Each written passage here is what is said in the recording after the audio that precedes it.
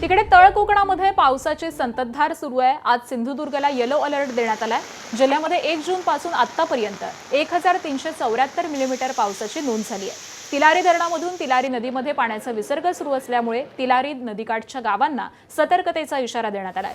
समाधानकारक पाऊस होत असल्यामुळे बळीराजा सुखावलेला आहे।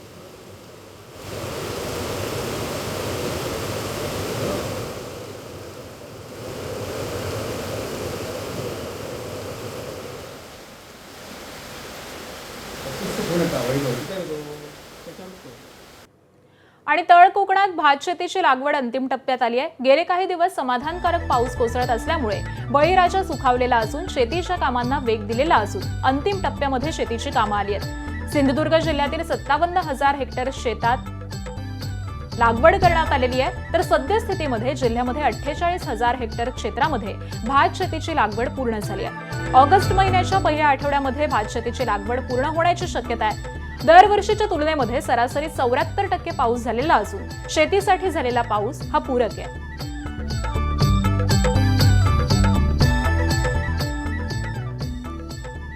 आज अखेर आपल्याकडे 48,000 हेक्टरवरची भात लागवड पूर्ण झालेली आहे।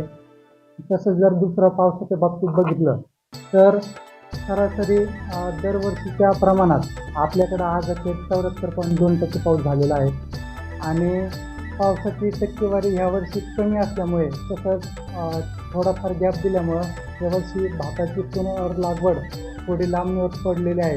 पण आता जी काही 85 ते 90% पुनर्लागवड झाली, येत्या आठवड्यात ती 10 ते 15% राहिलेली ती पण पुनर्लागवड होऊन जाईल। त्याच्यामुळे आपलं क्षेत्र एक कव्हर होईल। एबीपी माझा, उघडा डोळे बघा नीट।